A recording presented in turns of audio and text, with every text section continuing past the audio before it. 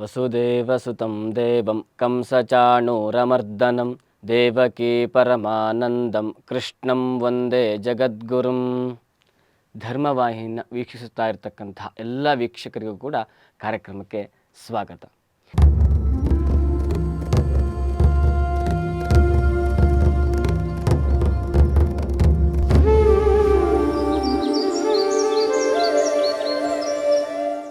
ಇವತ್ತಿನ ದಿವಸ ನಾವು ಒಳ್ಳೆಯ ಕೆಲಸವನ್ನು ಮಾಡಿದ್ದೀವಿ ಅಂತಾದರೆ ಅದಕ್ಕೆ ಒಳ್ಳೆಯ ಫಲ ಯಾವಾಗಲೂ ನಮಗೆ ಸಿಗುತ್ತದೆ ಎನ್ನುವಂತಹ ವಿಚಾರದ ಬಗ್ಗೆ ಒಂದು ವಿಶೇಷವಾಗಿರ್ತಕ್ಕಂತಹ ಕಥೆಯನ್ನು ನೋಡೋಣ.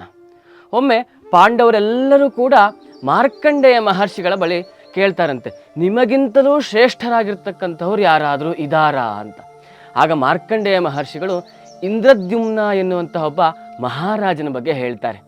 ಏನು, ಆ ಇಂದ್ರದ್ಯುಮ್ನ ಎನ್ನುವಂತಹ ಮಹಾರಾಜ ಸಂಪೂರ್ಣ ಅವನ ಜೀವಿತಾವಧಿಯಲ್ಲಿ ಒಳ್ಳೆಯ ಕೆಲಸಗಳನ್ನು ಕರ್ಮಗಳನ್ನು ಮಾಡಿಕೊಂಡು ಸ್ವರ್ಗವಾಸಿಯಾಗಿರ್ತಾನೆ. ಸ್ವರ್ಗವಾಸಿ ಅಂತಂದರೆ ಎಲ್ಲ ಸುಖವನ್ನು ಸಂತೋಷವನ್ನು ಅನುಭವಿಸುವಂತಹ ಪ್ರದೇಶ. ಅಲ್ಲಿ ವಾಸ ಮಾಡುತ್ತಾ ಕಾಲ ಕಳೆದಂತಹ ಸಂದರ್ಭದಲ್ಲಿ ಭೂಮಿಗೆ ಅವನನ್ನು ಮತ್ತೆ ಹಾಕ್ತಾರೆ.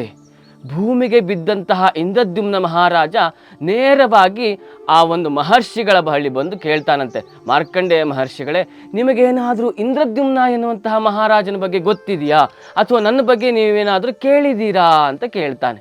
ಆಗ ಮಹರ್ಷಿಗಳು ಹೇಳ್ತಾರೆ, ಇಲ್ಲಪ್ಪ, ನಾವು ಲೋಕ ಸಂಚಾರಿಗಳು, ನಾವು ಪ್ರಪಂಚ ಪರ್ಯಟನೆಯನ್ನು ಮಾಡ್ತಕ್ಕಂಥವ್ರು, ಹಾಗೆ ತಪಸ್ಸನ್ನು ಆಚರಣೆ ಮಾಡ್ತಾ ಬರ್ತಕ್ಕಂಥವ್ರು. ನಿನ್ನ ಬಗ್ಗೆ ನನಗೆ ಕೇಳಿರ್ತಕ್ಕಂಥ ಯಾವುದೇ ನೆನಪು ಬರ್ತಾ ಇಲ್ಲ ಅಂತ ಹೇಳಿ ಆ ಮಹರ್ಷಿಗಳು ಹೇಳ್ತಾರೆ.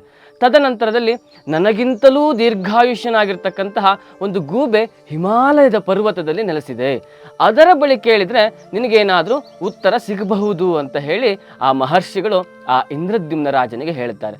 ಆಯಿತು ಅಂತ ಅಂದ್ಕೊಂಡು ಆ ಇಬ್ಬರೂ ಕೂಡ ಹಿಮಾಲಯ ಪರ್ವತಕ್ಕೆ ಹೋಗ್ತಾರೆ. ಹೋದಂತಹ ಸಂದರ್ಭದಲ್ಲಿ ಗೂಬೆಯ ಬಳಿ ಇಂದ್ರದ್ಯುಮ್ನ ಕೇಳ್ತಾನೆ, ನಿನಗೆ ಇಂದ್ರದ್ಯುಮ್ನ ಮಹಾರಾಜನ ಬಗ್ಗೆ ಏನಾದರೂ ಗೊತ್ತಿದೆಯಾ ಅಂತ. ಆಗ ಗೂಬೆ ಕೂಡ, ಇಲ್ಲ, ನನಗೂ ಅವನ ಬಗ್ಗೆ ಏನು ವಿಚಾರ ಗೊತ್ತಿಲ್ವಲ್ಲ. ನನಗಿಂತಲೂ ಕೂಡ ದೀರ್ಘಾಯುಷ್ಯನಾಗಿರ್ತಕ್ಕಂತಹ ಒಬ್ಬ ಬಕ ಪಕ್ಷಿ ಇದೆ, ಅದರ ಬಳಿ ಹೋದರೆ ನಿನಗೆ ಉತ್ತರ ಸಿಗಬಹುದು ಅಂತ ಹೇಳಿ ಆ ಗೂಬೆ ಅವನ ಹತ್ರ ಹೇಳ್ತು. ಅದರ ಹತ್ರ ಉತ್ತರ ಸಿಗ್ಬೋದು ಅಂತ ಆ ಇಂದ್ರದ್ಯುಮ್ನ ಮಹಾರಾಜ, ಗೂಬೆ, ಮಹರ್ಷಿಗಳು ಮೂರೂ ಜನರು ಕೂಡ ಆ ಸರೋವರಕ್ಕೆ ಹೋಗ್ತಾರೆ. ಹೋದಂತಹ ಸಂದರ್ಭದಲ್ಲಿ ಮತ್ತೆ ಅದೇ ಪ್ರಶ್ನೆ, ಆದರೆ ಬಕ ಪಕ್ಷಿಗೂ ಕೂಡ ಅವನ ಬಗ್ಗೆ ವಿಚಾರ ಗೊತ್ತಿರೋದಿಲ್ಲ. ಕಟ್ಟ ಕಡೆಯಲ್ಲಿ ಬಕ ಪಕ್ಷಿ ಹೇಳುತ್ತೆ, ಈ ಅಕೂಪಾರ ಎನ್ನುವಂತಹ ಒಂದು ಆಮೆ ಈ ಸರೋವರದ ಆಳದಲ್ಲಿ ಬದುಕಿದೆ, ಅದರ ಬಳಿ ನಾವೇನಾದರೂ ವಿಚಾರ ಮಾಡಿದರೆ ಅದು ಸಾವಿರಾರು ವರ್ಷಗಳಿಂದ ಇಲ್ಲಿ ನೆಲೆಸಿರುವುದರಿಂದ ಅದಕ್ಕೆ ನಿನ್ನ ಬಗ್ಗೆಯೋ ಅಥವಾ ಇಂದ್ರದ್ಯುಮ್ನ ವಿಚಾರದ ಬಗ್ಗೆಯೋ ತಿಳಿದಿರಬಹುದು ಅಂತ ಹೇಳಿ ಆ ಬಕ ಪಕ್ಷಿ ಹೇಳುತ್ತೆ. ಆಗ ಅವರೆಲ್ಲರೂ ಕೂಡ ಸೇರಿಕೊಂಡು ಆ ಆಮೆಯ ಬಳಿ ಹೋಗ್ತಾರೆ. ಆಮೆಯ ಬಳಿ ಯಾವಾಗ ಇಂದ್ರದ್ಯುಮ್ನ ಅನ್ನೋ ಹೆಸರನ್ನು ಹೇಳ್ತಾರೋ ಆಗ ಅದರ ಮೈಯೆಲ್ಲ ಪುಳಕಿತ ಆಗತ್ತೆ, ಕಣ್ಣಲ್ಲಿ ತುಂಬಿ ಬರುತ್ತೆ. ಇಂದ್ರದ್ಯುಮ್ನ ಮಹಾರಾಜನ ಬಗ್ಗೆ ನನಗೆ ಗೊತ್ತಿಲ್ವಾ? ಅವನು ಕೊಟ್ಟಿರ್ತಕ್ಕಂತಹ ಪ್ರದೇಶದಲ್ಲೇ ನಾನು ವಾಸ ಮಾಡ್ತಾ ಇದ್ದೀನಿ. ಹೇಗೆ ಅವನು ಕೊಟ್ಟಿರ್ತಕ್ಕಂತಹ ಪ್ರದೇಶ? ಆ ಇಂದ್ರದ್ಯುಮ್ನ ಮಹಾರಾಜ ಆಳ್ವಿಕೆ ಮಾಡುವಂತಹ ಸಂದರ್ಭದಲ್ಲಿ 1000 ಯಾಗವನ್ನು ಮಾಡ್ತಾನೆ. ಮಾಡಿರತಕ್ಕಂತಹ 1000 ಯಾಗಕ್ಕೆ 1000 ಯಜ್ಞ ಮಂಟಪವನ್ನು ಕಟ್ಟಿಸ್ತಾನೆ. ಹೀಗೆ ಆ 1000 ಯಾಗವೂ ಕೂಡ ಸಂಪೂರ್ಣಗೊಂಡಂತಹ ಸಂದರ್ಭದಲ್ಲಿ ಅವಭೃತ ಎನ್ನುವಂತಹ ಸ್ನಾನವನ್ನು ಮಾಡಿರ್ತಕ್ಕಂತಹ ಮಹಾರಾಜ ಬಂದಿರತಕ್ಕಂಥ ಎಲ್ಲ ಮಹರ್ಷಿಗಳಿಗೆ, ಬ್ರಾಹ್ಮಣರಿಗೆ ಗೋವನ್ನು ದಾನವಾಗಿ ಕೊಡ್ತಾನೆ.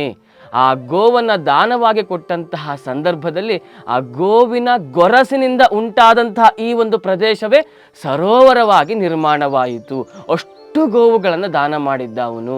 ಆ ಸರೋವರದಲ್ಲೇ ನಾವೆಲ್ಲ ಈಗ ವಾಸ ಮಾಡ್ತಾ ಇದ್ದೇವೆ. ಹಾಗಾಗಿಯೇ ಈ ಸರೋವರಕ್ಕೆ ಇಂದ್ರದ್ಯುಮ್ನ ಎನ್ನುವಂತಹ ಸರೋವರ ಎನ್ನುವಂತಹ ಹೆಸರು ಬಂದಿದೆ ಅಂತ ಹೇಳಿ ಅವನ ಉಪಕಾರದ, ಅವನ ದಾನದ, ಅವನ ಒಂದು ರಾಜ್ಯನಿಷ್ಠೆಯ, ಧರ್ಮನಿಷ್ಠೆಯ ಬಗ್ಗೆ ಸ್ಮರಣೆ ಮಾಡುತ್ತೆ.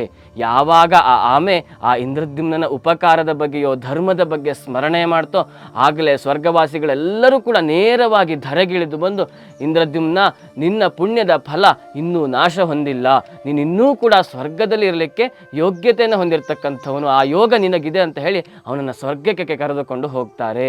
ಹಾಗಾಗಿಯೇ ಹೇಳಿರ್ತಕ್ಕಂಥದ್ದು, ಸತ್ಯಂ ವದ ಧರ್ಮಂ ಚರ, ನಾವು ಒಳ್ಳೆಯ ಮಾತುಗಳನ್ನು ಸತ್ಯವನ್ನು ಆಡಿದರೆ, ವಿಶೇಷವಾಗಿ ಧರ್ಮದ ಆಚರಣೆಯನ್ನು ನಮ್ಮ ಜೀವನದಲ್ಲಿ ತೊಡಗಿಸಿಕೊಂಡ್ವಿ ಅಂತ ಆದರೆ, ಆ ಧರ್ಮದ ಮಾರ್ಗದಲ್ಲಿ ನಾವು ಸಾಗಿದ್ವಿ ಅಂತ ಆದರೆ ಅದು ನಮ್ಮನ್ನು ಕೈ ಹಿಡಿಯುತ್ತೆ, ಅದು ನಮಗೆ ಪುಣ್ಯದ ಫಲವನ್ನು ಕೊಡುತ್ತೆ, ಸ್ವರ್ಗವಾಸಿಯಾಗಿರಬಹುದು, ಮೋಕ್ಷವನ್ನು ಹೊಂದಬಹುದು. ಹಾಗಾಗಿ ನಾವೆಲ್ಲರೂ ಕೂಡ ಒಳ್ಳೆಯ ಕೆಲಸವನ್ನು ಮಾಡೋಣ, ಬೇರೆಯವರಿಗೆ ಸಹಾಯವನ್ನು ಉಪಕಾರವನ್ನು ಮಾಡೋಣ, ಧರ್ಮದ ಮಾರ್ಗದಲ್ಲಿ ಸಾಗೋಣ ಅಂತ ಹೇಳಿ ಇವತ್ತಿನ ಕಾರ್ಯಕ್ರಮವನ್ನು ಇಲ್ಲಿಗೆ ಮುಗಿಸ್ತಾ ಇದ್ದೇನೆ. ಧನ್ಯವಾದಗಳು.